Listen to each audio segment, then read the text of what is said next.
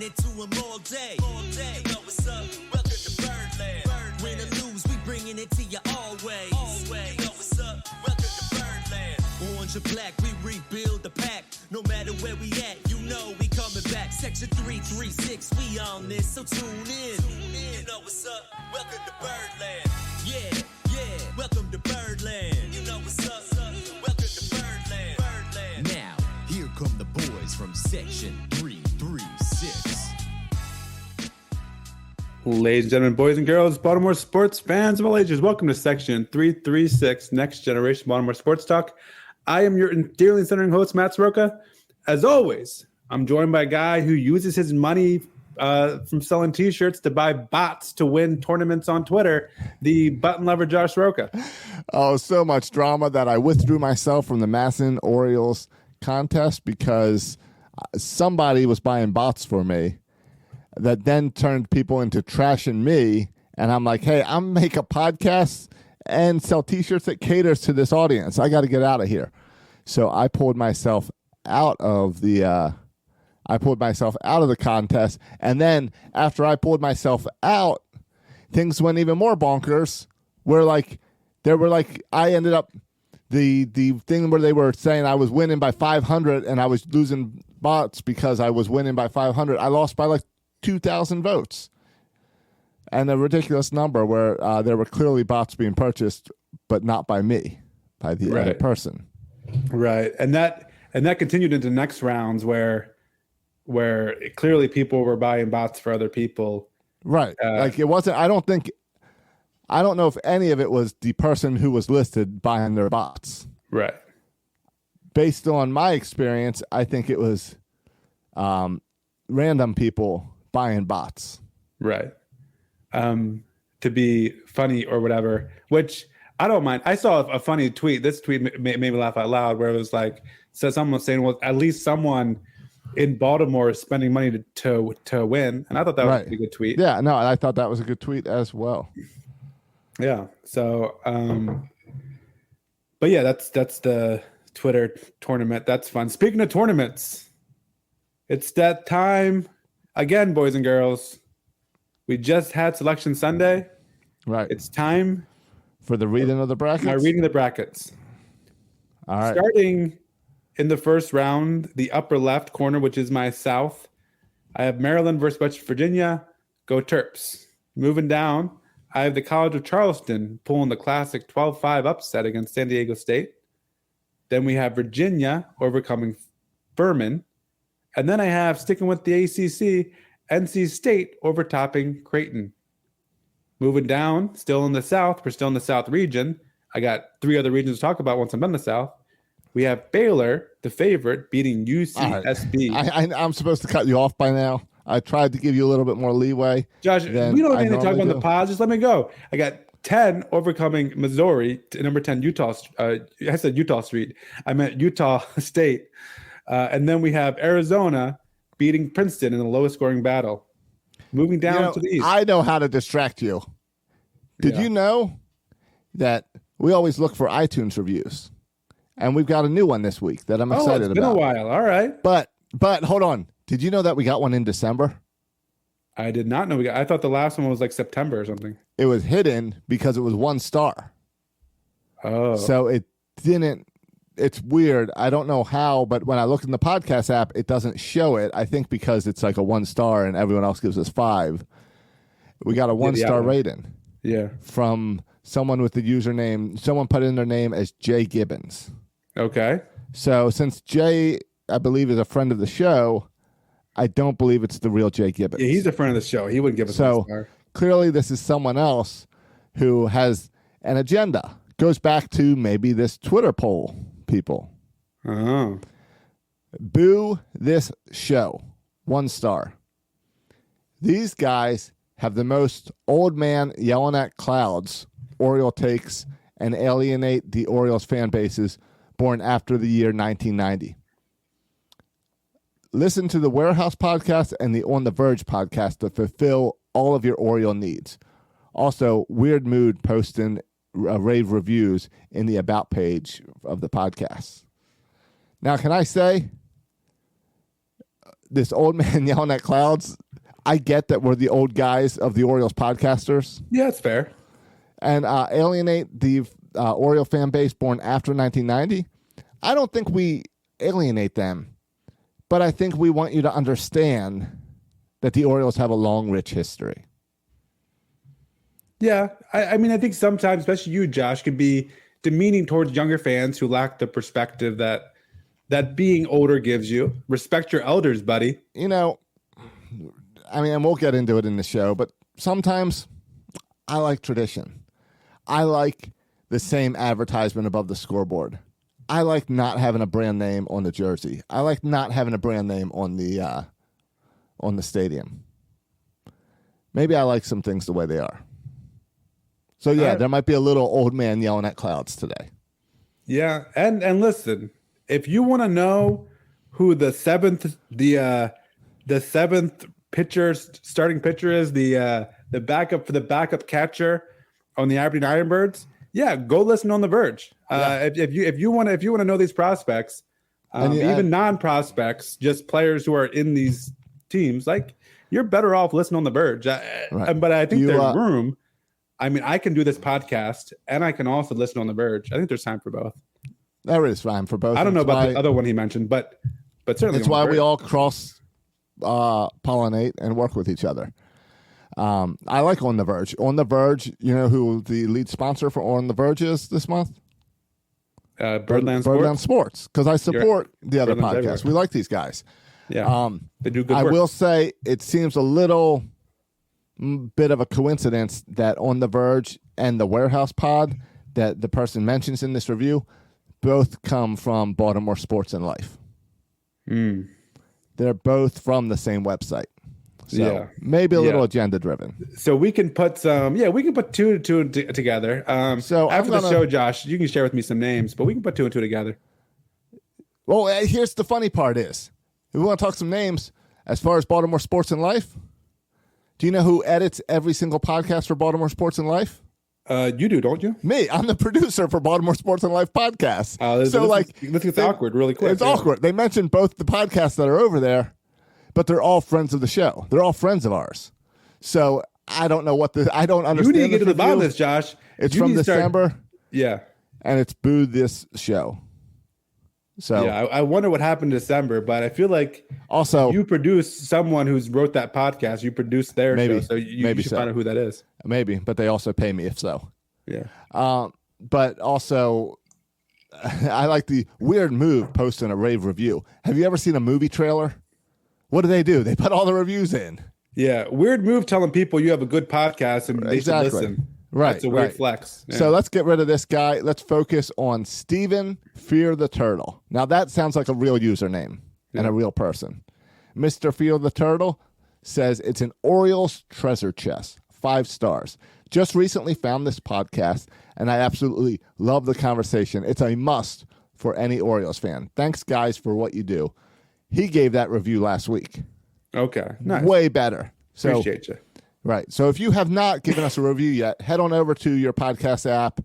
And I know Apple podcast apps. I don't know if the other ones do reviews, but go ahead, give us 5 stars, give us a review, and let's bury Mr. J. Gibbons. Well, Mr. J. Gibbons has already been buried because this is the first I'm hearing of it. Yes, Josh, have you ever gone and given someone a 1-star review on iTunes? I just don't bother. Right. I just don't listen. I just delete. I would say not for me. Yeah, I just unsubscribe. Yeah.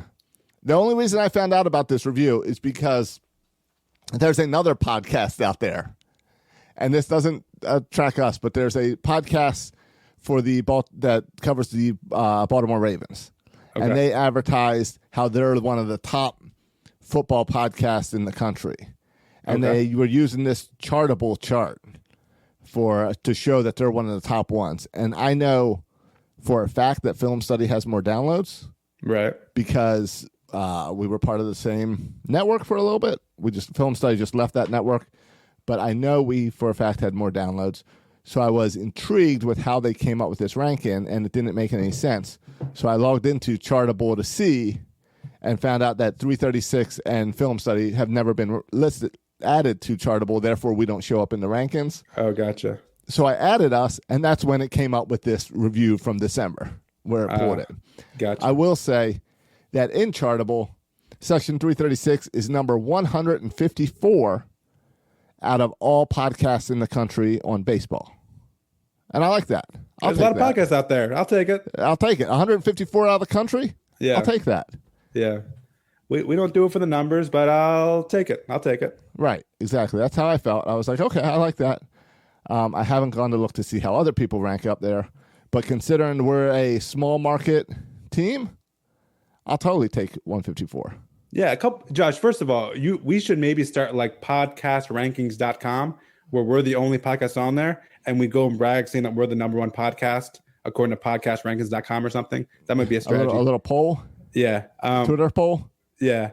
The second thing I would say, if you're people got to keep in mind, Josh has his fingers in every Baltimore podcast that exists related to sports.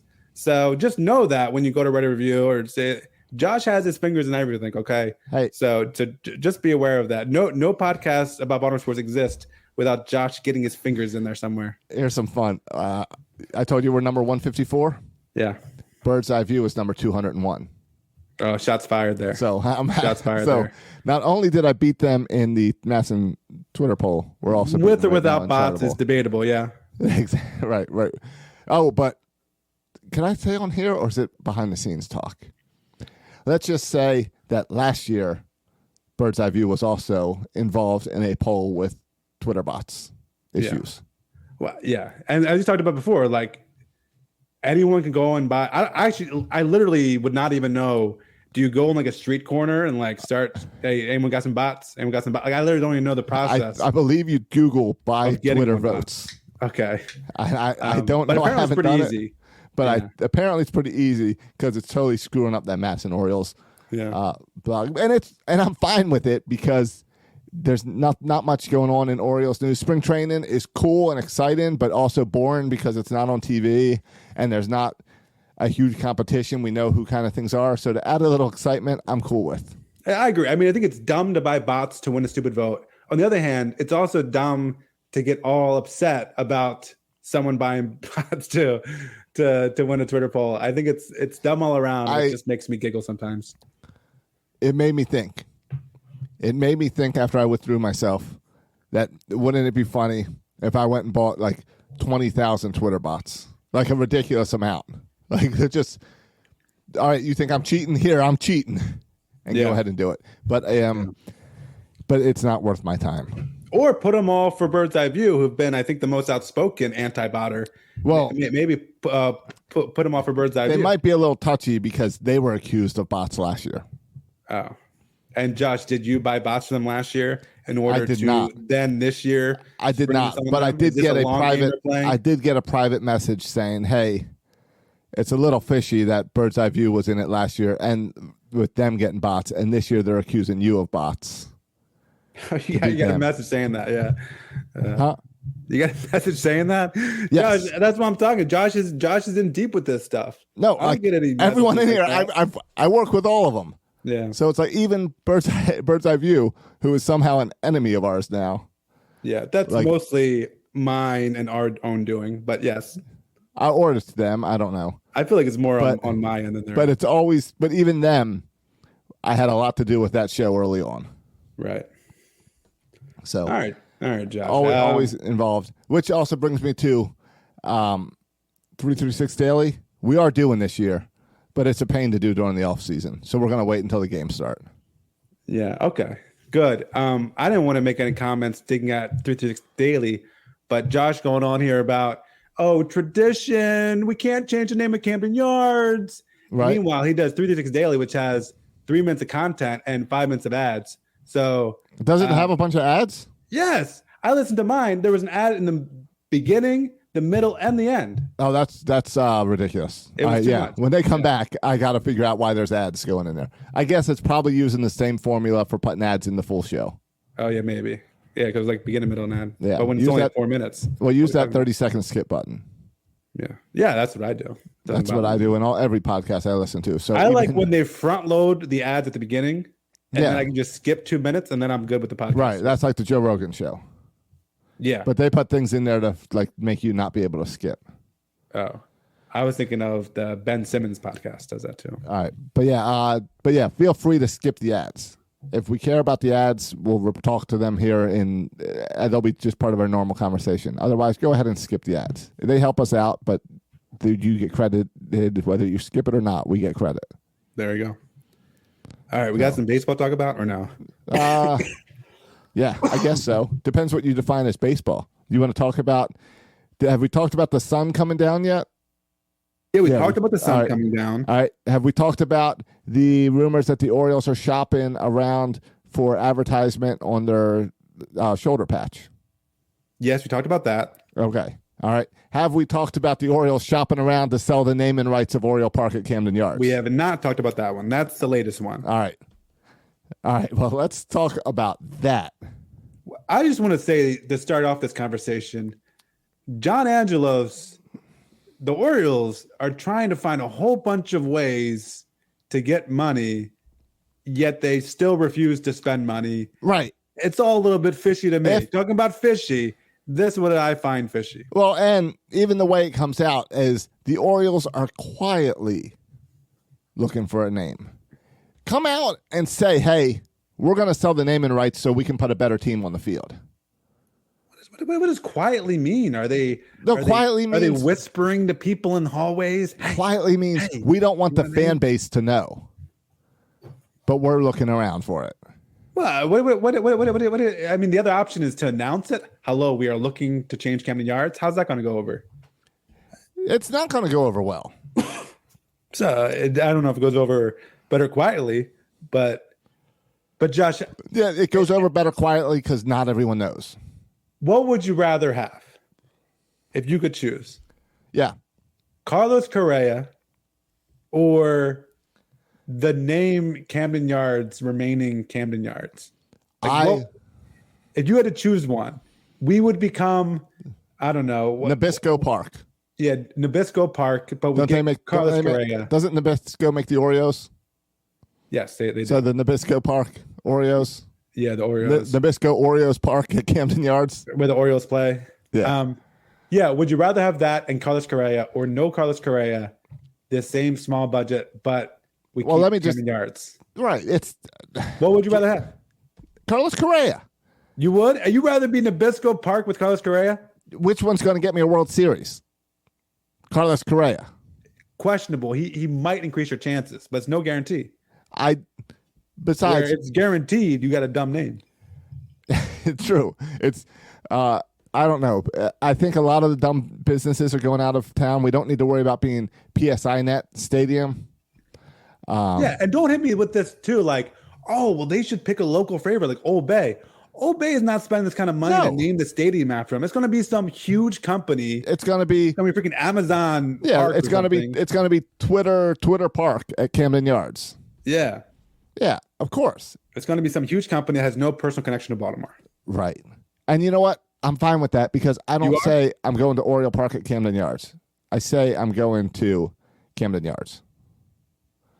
I'm fine with that as long as that means you're putting more money into the team. You can't have it both ways. You can't have more money and then only care about concerts. Did you see what was all over the Orioles Twitter feed this weekend and Instagram feed? No. The Orioles did a special event in Sarasota called Artists and Athletes, and they brought country music stars in to play music for the Baltimore Oriole players and their families. And I guess it was some type of fundraiser, so other rich people. But again, it's focused on putting together a concert under your name using the Baltimore Orioles. Not good timing to put on another concert. It's just like the Country Under the Stars or whatever they do, Country at the Park. I don't care about any of this. Sell the ad put Coca-Cola on the sleeve. Go ahead and put a different name on the stadium. There's signs everywhere anyway, all over the place. There's billboards everywhere. Sell all that as long as you're investing the money in the team. But if you're selling all that just so you can have a Billy Joel concert at Nabisco Park, then I don't care. I'm done with it. Josh, I disagree on this one. I think it would be a disaster to change the name. Josh, Do you know? Let's look at San Diego. We gotta talk about San Diego. We should be Petco like Park. What? Isn't it Petco Park. Qualcomm? No, it's Petco. I thought that was San Francisco. I thought Petco Park was San Diego. I thought Qualcomm Park. No, Petco Park is San Diego. All right, how much? Maybe it Not used to be a Qualcomm. I'm just looking on here. That's not a bad name. Well, how much though, Josh? Do you think Petco? How much does the Padres get from Petco for that name? $40 million a year. No way. I bet it's. Look it up. I bet it's like $5 million. Now, I guess this depends on the money. All right, situation. here the Orioles project to get $6 to $8 million per year for 10 years. Okay, Josh, you know what that is? That's Adam Frazier. That's Adam Frazier. Yeah, you know what? As soon as I read the $6 to $8 million, that's exactly what came to mind. You're getting a mediocre player. Yeah. So, do you want Adam Frazier? Nope. No, I don't. You're right. That's what I'm saying. This is another. This is example. This does not get me Carlos Correa. No. Now, if you were talking about you get $50 million a year or something, all right. But no. This is another penny wise, pound foolish. Don't do this. Don't even. The fact that they're even thinking about it shows how out of touch they are. I'd rather you not sign Adam Frazier. You're probably better off anyway, and not changing the name of the ballpark. M&T bought the naming rights. They renewed the naming rights in 2014 for $60 million for 10 years. So they pay $6 million a year. Yeah, M&T Bank. I mean, and that's M&T Baltimore Bank. at the top of their game, right? That's a football franchise at the top of their game, unlike the Orioles right now. Right, but that's also a stadium used 8 times a year instead of 80. But still, you're right. You're in that $6 to $8 million, and that's a mediocre player and not worth it. I'll give you that. Yeah. So don't even think about it. It's a disaster.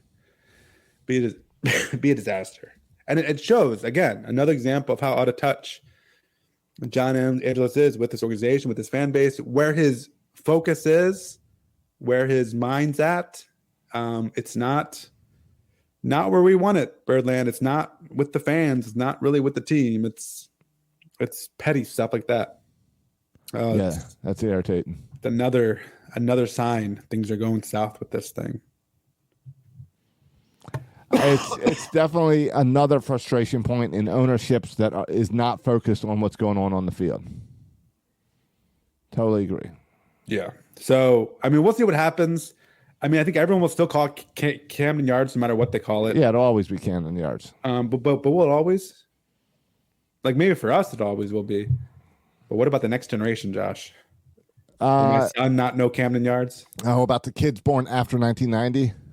Don't be yelling at the clouds, shaking your lawn chair, yelling at the kiddies here, Josh. But that's a good point. Will always be Camden Yards. I believe Camden Yards. I believe no matter what, it'll be whatever stadium at Camden Yards, because suddenly if it's Safeway Park at Giant Field, it doesn't make sense.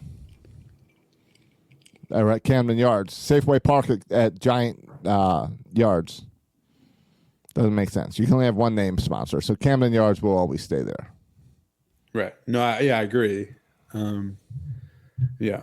All right. Fine. So, but don't do it either way. Don't do it. Just don't do it. Josh, other news stories. Santander, all he does is hit bombs in the World Baseball Classic. Josh, how much have you been watching, paying attention to the World Baseball Classic outside of Santander hitting bombs and Mullins not getting playing time? I've already watched more than I expected. Me too. I don't know about you, but it's on all the time. I flip. Yeah, you can turn on at any point and just turn on and watch a little baseball. I watched the Chinese Taipei, yeah, versus Cuba. Did you watch that game? That game was so much fun. And at one point, the one manager came out and started arguing with the umpire about the pitcher, and they go and check the pitcher for foreign substances everywhere, and then they can't find anything. So the pitcher throws 3 more pitches, and then he grabs his arm and says his arm is hurt and pulls himself out of the game. Fishy. So something fishy was going on there, and there was a little confusion, and it was great. I love vuvuzelas and stuff going off in the background. Yes, the horns. fans. I was just watching before the podcast, Puerto Rico and Israel, people wearing the luchador masks. Like it's just It's a different awesome. type of crowd. Yeah. It's a lot of fun. And Santander getting that huge home run. That means it's exciting because it means he's going to come into Camden Yards all warmed up. Yeah, and those were getting some legit pitchers too. You see the Orioles. You see one of our single A prospects struck out Mike Trout. Oh, really? That's always fun. Oh, yeah, Long or something. For Team Canada. Yeah. I didn't recognize the name, but I was like, hey, good for him. So yeah, that's cool. I agree. Like today, Silas had his first T-ball game. Maybe we talk about at the end of the show, but he was still like wired up after the game, and so we came home and we just turned on the World Baseball Classic and we watched like 3 innings of the Puerto Rico and Israel game. Yeah. And it's just, I agree. It's just fun baseball. At any moment I can turn on and the fans are into it and it's just fun. Yeah, I agree. No, the first one I called, it was like midnight and I was like, oh, what am I? I'm like, can't sleep. And I turned on the iPad and there's a game on. I'm like, this is outstanding. Yeah. And it's kind of fun too, because Israel and there's some teams China, I think, lost to Korea today, 22-2. I think that was the game, like in the 5th inning, the slaughter roll. And like even Israel, watching Israel, like they were making these bonehead errors. And like we're so used to teams playing perfectly. It's kind of fun to see these players who are clearly, like Puerto Rico is clearly a lot better than Israel. And you see Israel like missing ground balls and like missing these plays that they obviously should make. But it's just fun to see, I guess, more human players who aren't perfect. I kind of enjoy that. That not everyone's a superstar. No, it's fun, and the players care, the fans care. It's just fun baseball to watch. I've been very players happy care, with it. Players pumped up, yeah. And the players are all supporting each other on Instagram and stuff. They're all sharing. Like the Oriole players who are not in the World Baseball Classic are still keeping an eye on it and sharing stuff about Cedric and Santander, and Kramer pitched, so they shared some of that. So yeah, it's exciting. Yeah, and by the way, we got a couple of outfitters out there in Santander and Mullins, and all of a sudden it makes more playing time for Back guys like Kerstedt, who's just absolutely raking at the plate. So I think it's also has the added benefit of you can get some of these young players who might have been, roster cuts, now all of a sudden have a chance to play more because you need the bodies. So that's kind of cool, an added bonus. Yeah. Yep. Josh, have you been as far as so the Orioles went through a roster cut, talking about the Orioles specifically. I think they're like 55 players. I think they went from 71 to maybe 52 or 55, somewhere in there. I think the most notable, because a lot of these were younger prospects, right? Most notably was Jackson Holliday was not cut. Jackson Holliday stays with the team. So that's pretty cool to see, right? Yeah, no, it's cool. It's cool to get him more experience around those. It shows that they expect really big things from him, that they want him around these guys longer and kind of being like, hey, we're not just giving you an experience. We want you to know these guys know you, because you're going to be up here sooner than later. Yep. And he's coming in mostly at the end of games, pinch hit situations, defensive replacement. But he's hitting 385. He has an OBP of 500. Like, he's holding his own out there.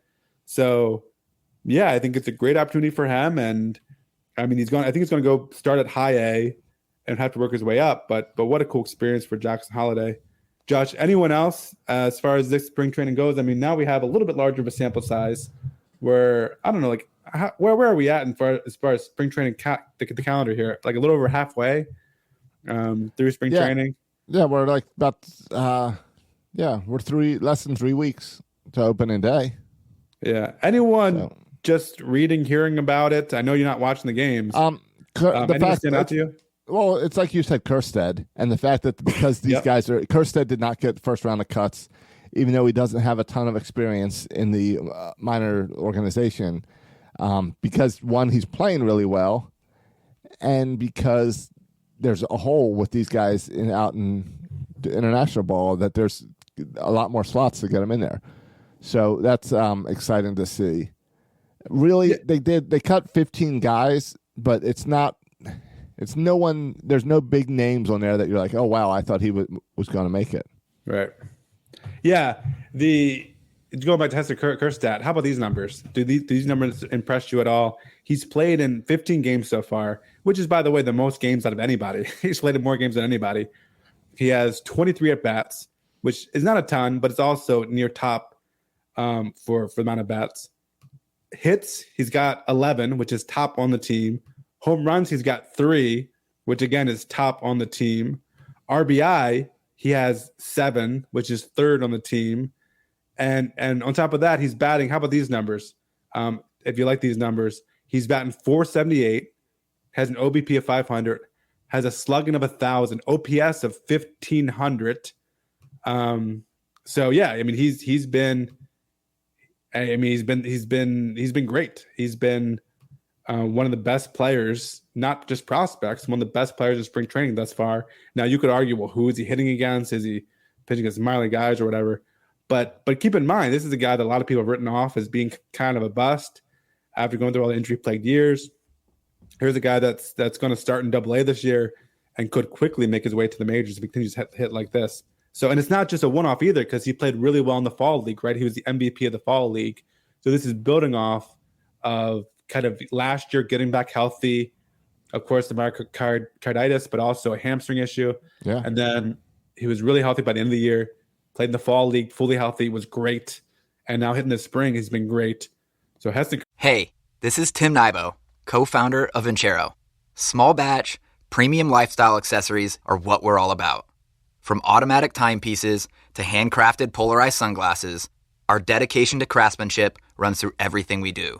See, we believe the accessories you choose to carry on a daily basis matter. That's why we design everything in-house, source all of our own materials, and produce in small batches. It's the only way to guarantee everything we make, and the reason we have over 40,000 five-star reviews. Check out why GQ called us their go-to brand, and join our community of over 500,000 happy customers. Shop our watches, eyewear, and accessories at VinceroCollective.com/radio. And when you do, take 20% off with code RADIO. That's VINCERO collective.com/radio. And don't forget to apply that code RADIO at checkout for 20% off your entire purchase. Kerstedt, he fell off the radar for a lot of people, but all of a sudden he's like back on the radar big time with the Orioles. So that's great to see. Yeah. I've also, if you're talking about a little spring training stuff, Kyle Bradish has been impressive on each outing that he did. That's been really exciting as a guy who, like, we've seen bits and pieces. We've seen stuff in the past where it's like, oh, he's got the stuff that he could do this. It's really coming together right now in Sarasota. Josh, the stats are crazy. 9 innings pitched, 12 strikeouts, most on the team. He's got a whip of 0.67, a batting average against of 1.33. He's only given him 2 runs this spring training, both, by the way, on home runs. Only 4 hits and 2 walks so far in spring training. So, yeah, I mean, it's a very small sample size, Kyle Bradish, but the dude looks great. Right. And if Kyle Bradish is this good, wait a minute, this changes things because all of a sudden he becomes a top rotation arm. Now, listen, I'm not going to make too much about spring training, but it's really good to see Kyle Bradish get off to a strong start. Yeah, especially since, it means he's probably in the rotation. Yeah. I mean, he's been pitching well enough that he will be in the rotation. It'll be Gibson, Cole Irvin, Kyle Bradish, Grayson Rodriguez, and that means there's only a slot left for one other person. Josh, last start, what was this? 2 days ago. I don't know. Saturday maybe. Grayson Rodriguez start. Grayson Rodriguez got the start, pitched 3 good innings, and had a bad 4th inning. Gave up 4 runs in the 4th inning. People start to whisper, Josh. People start to whisper. That he's not ready? The guy's not perfect. Josh, I'm starting to think maybe it would be better for everyone if he started in spring training, if he started at AAA. You think giving him the initial rotation is setting him up too much? Well, here's my argument. A, you can let him get comfortable again in AAA, less pressure on him. B, you can control his innings more. He can kind of keep his innings down in AAA. So when he gets to the majors, he can pitch more innings, right? You can have him throw 3 innings, 1 start, 4 innings the next start. And then when he gets to the majors, he's ready to throw 5 and 6 innings. See, Josh, I know you'll like this argument the best. If Rodriguez makes the team, it means Tyler Wells is probably out. Right. Because who's the 5th guy then? Dean Kramer? Yeah, Dean Kramer's the 5th guy. Yeah. Dean Kramer's making it. Kyle Bradish is making it. The 2 veterans, Cole Irvin, Kyle Gibson's are making it. So now it's just about who's going to get the 5th spot. Right. And it's between several guys you could argue. But we thought the leader was Grayson Rodriguez. We thought the second guy is Tyler Wells. Personal bias, friend of the show, I want Tyler Wells to make the rotation. Also, Josh, just think about this. If Tyler Wells doesn't make the rotation, where does Tyler Wells go? Well, here's what Where does he go? I think. If you say, hold on, let me finish this thought with Tyler Wells, and then you can get to whatever you're going to say because you're going to sidetrack me. But it means he probably goes to the bullpen. But you spent all of last year putting all this effort into building up Tyler Wells' innings. You spent a lot of time. You're going to spend all of last year building up Tyler Wells' innings just to throw it all in the crapper and put him back in the bullpen this year. I don't think the Orioles want to do that. I think it's possible that you do a 6-man rotation. Now, that 6-man rotation could go 2 ways. It could go 6 guys, 6 days, or it could go 6 guys, 5 days, and you have Wells and Rodriguez piggyback in order to conserve Rodriguez's innings. Right, or one of those things where Wells goes to the bullpen for the first 5 starts, and if anyone kind of gets knocked out in the 3rd or 4th, right, he throws 3 or 4 innings. Yeah, he's that long relief guy. Yeah. Or the Rodriguez thing of we want Rodriguez to pitch 3 innings and work his way up. So for the first month, when Rodriguez pitches, you know that Tyler Wells is coming in the 4th inning. Something like that. I mean, the other thing is that's going to be interesting to watch is some people accuse, not me, but some people accuse Mike Elias of roster manipulation where they held Adley Rutschman. Oh, my gosh. Right. For a second, I blanked on Adley Rutschman's name. I feel like after the show, I need to go whip myself 5 times in the back for blanking his name for a second. So now I think it was a legit injury for Adley Rutschman last year. Legit injury keep him from coming up. But some people think that Mike Elias would put Grayson Rodriguez down in AAA just to have an extra year service time if he holds him down there for whatever it is, a month and a half. Josh, do you think Mike Elias would, just for the sake of getting another year out of Grayson Rodriguez, hold him down in the minors? No, because he's already came out and said that he's already came out and been open about wanting Grayson to start. Yeah, that's fine, Josh. But 7 years ago, Mike Elias said Adley Rutschman, back when he was in middle school, Adley Rutschman might make the roster of the Orioles if they're in playoff contention at the end of the year. Remember that? What was that? That was 2020. Right? That was the short season. Yeah, the short season. So, I'm all to say, Mike Elias has said stuff like that before, but I don't think he really, but didn't really follow through with it. That's true. That is true. That is true. But I think he felt a little embarrassed last year that he put off Grayson Rodriguez so long that Grayson got hurt and never got to be in the majors. Yeah, I mean, that's part of the context that Grayson, it was known with everybody that he was about to be called up, and then he got hurt. Right. It was any week, any day now, and then he got hurt. So how are you going to say that you were going to bring him up last year at the end of the season, but you can't bring him up now? That's a hard argument to make. Exactly. So no, I'm right there with Grayson will be up in part of this rotation. Unless he hurts himself. A little blister. Yeah.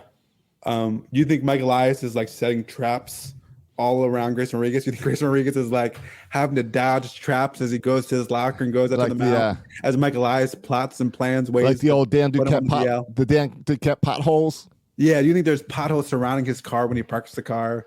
I think in Sarasota, no. But once you get up to Baltimore, there's potholes everywhere. That's true. The pothole city. No, I don't think it would be done on purpose. I think we're more likely to see a piggyback type scenario. Okay. The injury thing is interesting. I mean, no one's talking about it, but if you look, I listened to like the Busteroni podcast. Yeah. And every episode they talk about a new Yankee who got hurt this week. Like Yankees are dropping like flies. Right. The Orioles have stayed really healthy throughout spring training. Like I was expecting the start rotation thing to work itself out through injury. Like someone's got to get a blister. But so far, I mean, even Vespi, did Vespi pitch today? I don't know if he pitched today, but they're talking about Vespi pitching soon and coming back. It looks like we're like full strength. There's hardly any. I mean, there's Batista's nagging thing, but I mean, no serious injuries. So, I mean, I think the Orioles have been really fortunate so far with spring training as far as injuries go. So Totally that's agree. good to see. Yeah. Yeah, and I mean, you hope that then that also transitions to the season. But yeah, it's definitely exciting to see. Yeah, I mean, you talk about spring training takeaways. One of the big takeaways is just not getting injured. And so far, we've been fortunate in that respect. And people coming out back from injury, like John Means, seems nothing but good news. So hopefully that continues. So yeah, I agree with your takeaways as far as kind of most impressive players. Kyle Bradish, with his early sample size, has been the most impressive for me. Pitching-wise and offensively, it's been Heston Kjerstad. There's other guys putting up some impressive numbers.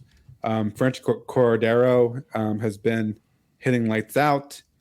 Ryan O'Hearn, another guy fighting for this kind of backup first base position, has been hitting lights out. We talked last week about Terran Vavra. Austin Hayes has played well. He also has 3 home runs, tied with Heston Kjerstad. So that's good to see. So, I mean, there's been offensively, I mean, you look at our offensive numbers, we're doing pretty good this spring training. So it's been especially hitting wise, I think it's been a pretty good spring training for these hitters. I agree. Yeah.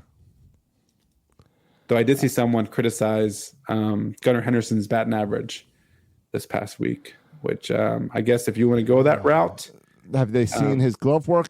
Because he's had some outstanding glove work this spring. Yeah, at shortstop too. We're going to have a little problem there because he's not a shortstop, or his shortstop position is taken. But in 21 at-bats, he only has 2 hits. Josh, does that concern you at all? That in Gunnar Henderson, 21 at-bats, I know he's been doing well defensively, 2 hits, and how about this, Josh? 9 strikeouts.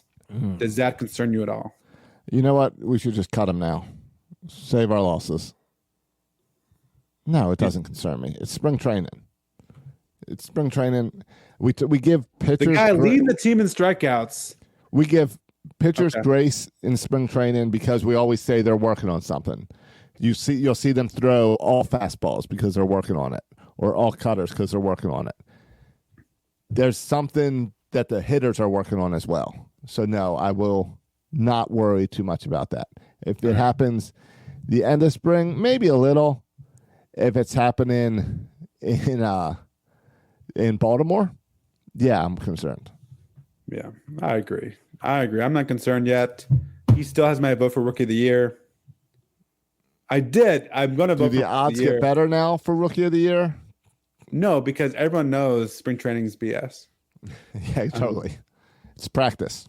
Though I will say this, Josh. I was like thinking about, as an outsider, Adley Rutschman as the MVP candidate. Like I can make that argument. He has, because of his catching skills, he's going to have a great WAR combined with his offense, his catching skills. Right. If the Orioles make the playoffs, a lot of credit will go to Adley Rutschman. Like you could make an argument for Adley Rutschman for MVP, right? Yes, totally. Yeah. But after watching some of the World Baseball Classic, I think they should just give the MVP to Shohei Ohtani right now. And I don't know why we're even fighting about it. The only hope Adley or anyone else has of winning the MVP is if it's just Shohei Ohtani drops off the face of the earth or has Tommy John or something. But there's really no hope for it. No, Ohtani's the MVP no matter what. It's like, yeah. He is the greatest player in baseball. He is. Yeah. And it's crazy. Can you explain to me why the speaking of silly names, the Los Angeles Angels of Anaheim, why they cannot get to a World Series when they have Shohei Ohtani and Mike Trout? Like the 2 individual greatest baseball players in the majors. I I cannot explain that to you. I cannot explain it to you. Yeah, I mean it's because baseball is a team game. Yada yada yada. Yeah, I get all no, I that. can't. But Yeah. like, think about it. We would go to games strictly because Mike Trout was in town and to see Mike Trout. And now it's the same with Ohtani, and they're both on the same team. Yeah. And it's not like Trout's washed up. He's still playing extremely well. Yeah, no, like you can make an argument that they're the two best players in baseball. Right. And they're on the same team, and that team still struggles to win. By the way, doesn't Japan also have Josh? Have you paid any attention to this guy? What's his name? Roki Sasaki. You know about this guy? Is that the 54-year-old? No, that's like the 20-year-old. No, I don't know him. All right. I don't know Roki Sasaki. All right.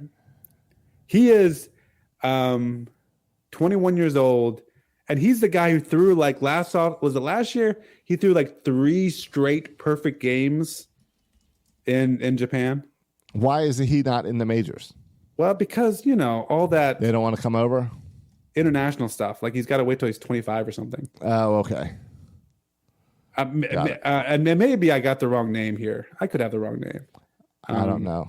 But anyway, I really like watching Japanese baseball. Like that's the game for me. World Baseball Classic. I always look for when Japan's playing. That's for me. Partly because of Tani, part because of the fans, but I always search for them. That's my number one option to WBC to watch.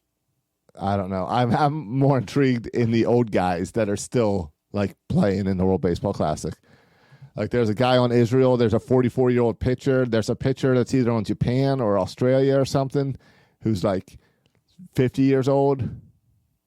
Oh yeah, there's that guy on Shlomo Lipitz or something. On that's the Israel. guy. That's the guy on Israel, and he's 44. Yeah. There's an Australian guy who I think he used to play Australian ball, but now he's playing in Japan, and he's the oldest player in the World Baseball Classic.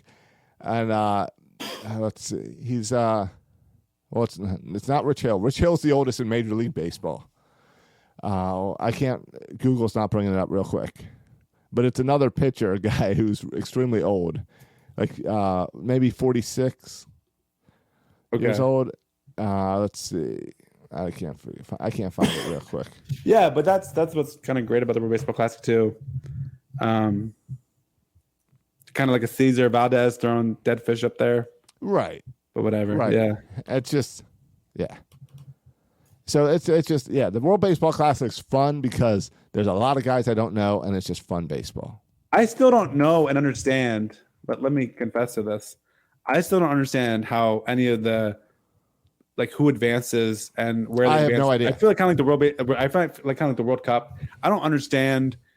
How many times you have to win or lose to go or to be eliminated or to go to the next round. I don't really understand it all, but I'm enjoying watching the games when they're on. Yeah, I don't understand either. I'm right there with you. I just turn on the game. I don't know how the brackets work. I don't know who advances. I know Team USA has been playing really well, but I don't know how any of that adds up. All right. We covered all the important stuff. Josh, any Little League updates? No Little League updates. No, everyone's still on the team? Everyone's still on the team. We had a rain out. Then we've had a couple practices. It's spring break, so no games this week. So we've had a couple practices. Games will pick up again on Saturday. I did take Emma to Disney World this week for her 18th birthday and graduation present. Okay, Josh, you're not concerned that were you trying to get woke by going to Disney, or you're not concerned that you're gonna get woke by spending the weekend at Disney? No, because what's his name? They changed their head guy again. Bob Iger's back, and he got rid of a lot of that stuff. But no, I'll tell you what. My hatred of Star Wars. I did not know you had a hatred of Star Wars. I don't like Star Wars. I thought you weren't into it. I didn't know there was a hatred there. I wasn't into it as a kid. You're not into I've seen all the Mandalorian? shows. Yeah, I've seen all the shows. I didn't get into any of the originals, even though I've seen them all. And this modern telling of Star Wars, again, it goes back to that old man yelling at clouds. This millennial factor that thinks the Mandalorian is like Star Wars and this is amazing and stuff. Yeah. I don't like Star Wars. Well, Josh gonna get another 1-star review here. But here's what I'll tell you. Yeah. Star Wars Land at Disney is really impressive. And there's a couple rides on there that were really impressive. And when you get off one ride and see like, I don't know, 100 stormtroopers all lined up against you as you're a prisoner, it's pretty impressive. Okay. So I enjoyed the Star Wars world. And then I do like all the Marvel stuff and the comic book stuff. So I went on Guardians of the Galaxy ride. And here's a problem. I hate roller coasters. Right. Me too now, my old age. Did you always hate roller coasters, or is that an old man thing? Here's my deal with roller coasters. The ones that go up and down, I'm cool with.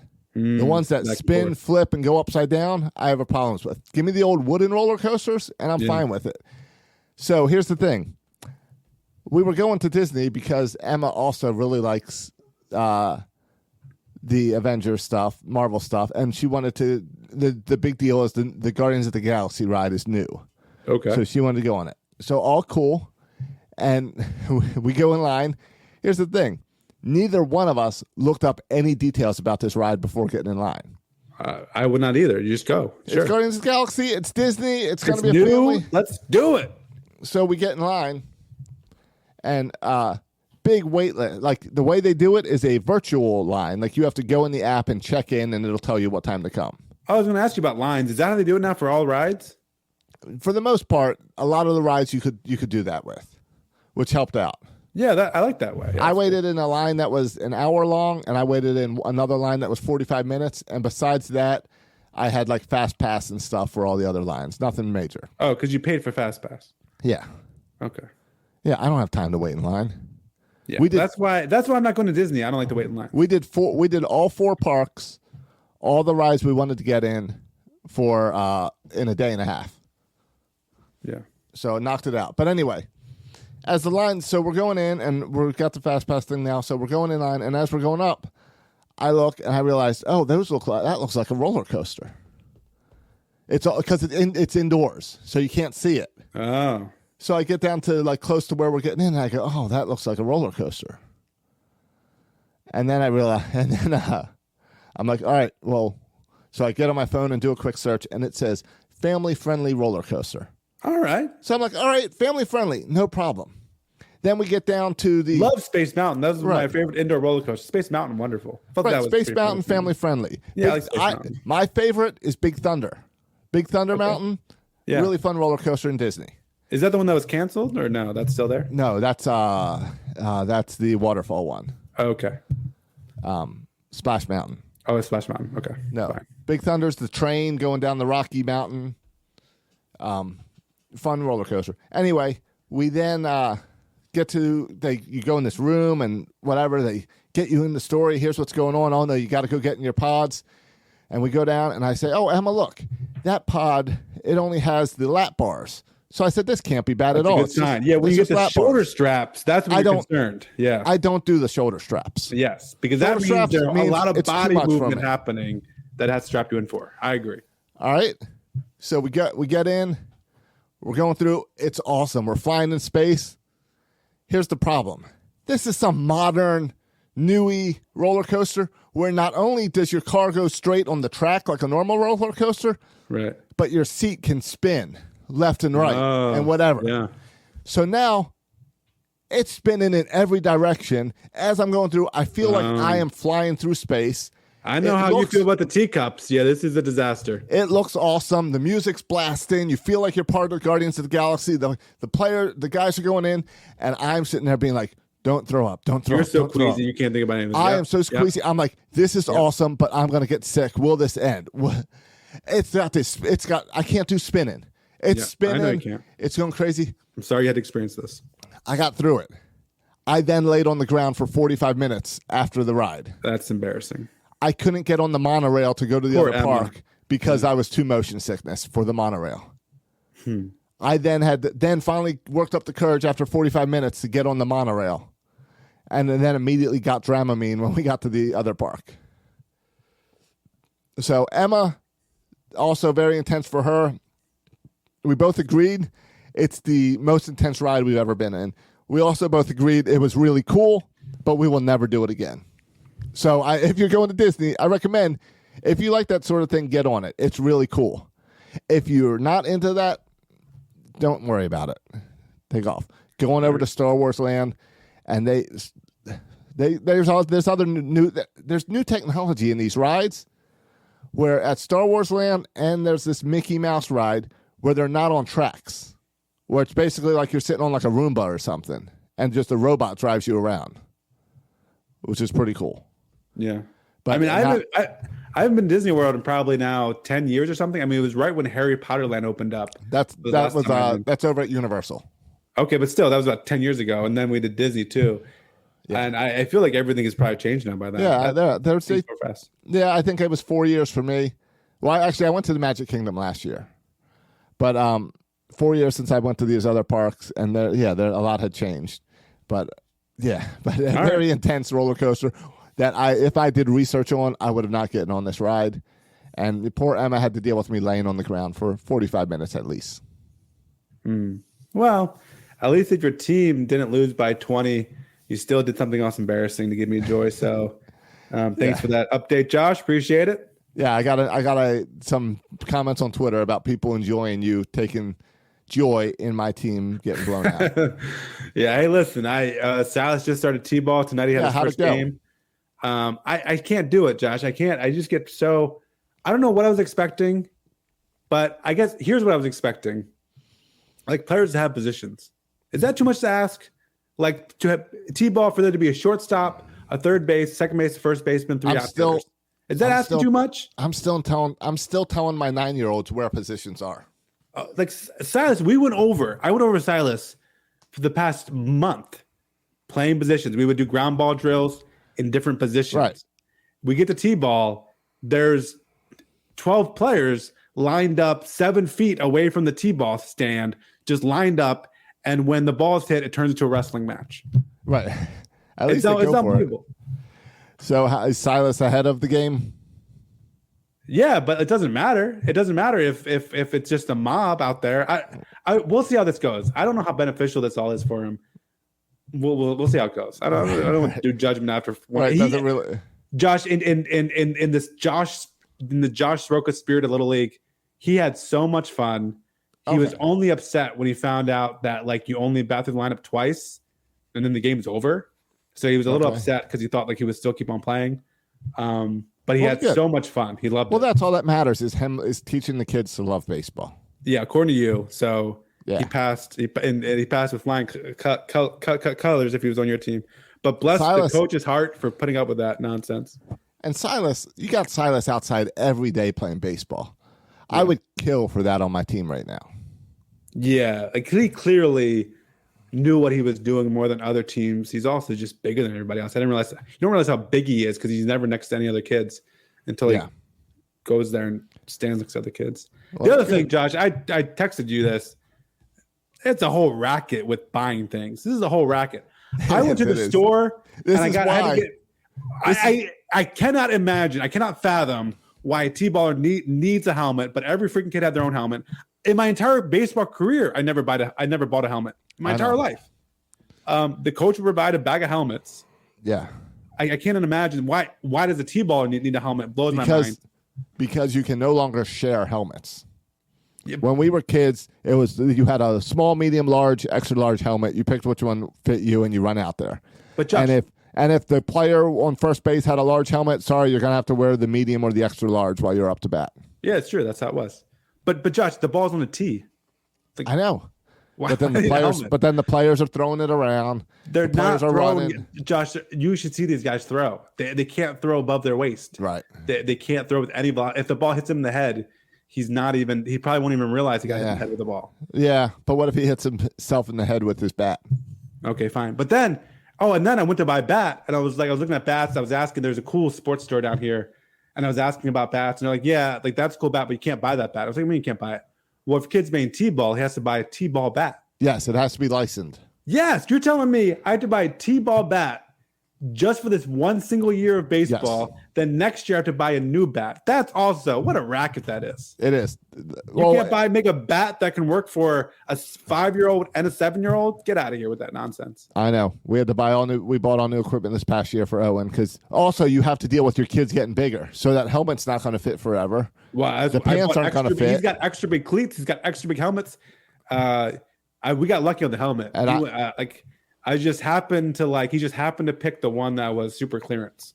So I lucked out there. Good. And I got a for $10. And I got to polish some old equipment here for you for when he gets a little bigger. When he outgrows it. Good. Yeah, I'll take you up on that because I spent $50 on equipment. Think of how much money we spend on shoes for our kids, and now we got to get cleats also. And I'll tell you what, if your kid plays multiple sports, you're telling me you need different cleats for baseball, football, soccer, everything. I buy soccer cleats and say this will work on all your sports. As well, my little man's wearing soccer cleats that are secondhand and a little bit too big for him. As a 43-year-old man, I wear soccer cleats when I play baseball. I wear sneakers, and they do just fine for me. Because I don't want to buy a different pair of shoes for every sport. But this is why you don't see many kids from the inner city playing baseball. It's ridiculous because I thought just to sign up, $110 to sign up. Because even if you grow up playing stickball in the streets, at some point, in order to get in a league, you have to get all this crap. Yeah, like you're required to buy a helmet. You're required to have your own bat. You're required to. It's wild to me. It's wild to me. Yep, it is. But you're right. Welcome to Little League. More than any other sport, I guess football is like that. Maybe football, hockey, baseball. Those are the sports where you got to buy a bunch of stuff. Yeah, it's why soccer and basketball will always continue to dominate. Nationally, all you need is a ball, and globally, right? Because exactly. All right, but besides played well, got a couple of hits, but just the total chaos of it, it's hard for me to watch. It really is. That's why we came home. I was like, we got to watch some World Baseball Classic so you can see how baseball is really played. And then Israel made like 5 errors. So I'm like, never mind. It's all right. It's the World Baseball Classic. We get to watch that. I think it goes. I think we got another week, 8 days of the World Baseball Classic left. Yeah. So that'll be fun, and that's definitely keeping me like focused as we get through spring training. Yeah, because once we get done World Baseball Classic, it's like just wrapping up spring training. Like it's like less after than that, a our conversation will be like final roster cuts and stuff. Yeah. I think our prediction show is immediately after World Baseball Classic. Sweet. Good stuff. All right, let's get out of here. All right.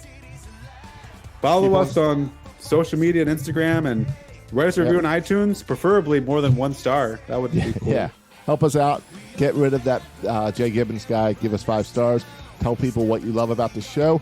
And maybe I'll take your review and put it in our podcast about page.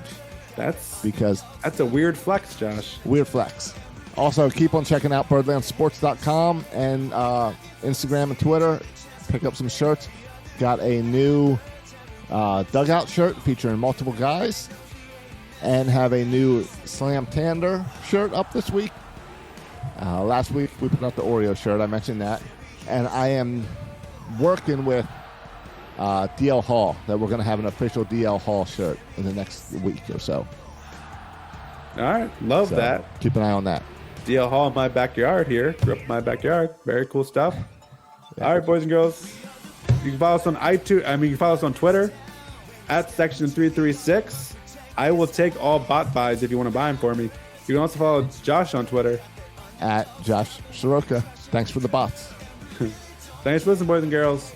And as always, go O's and go USA.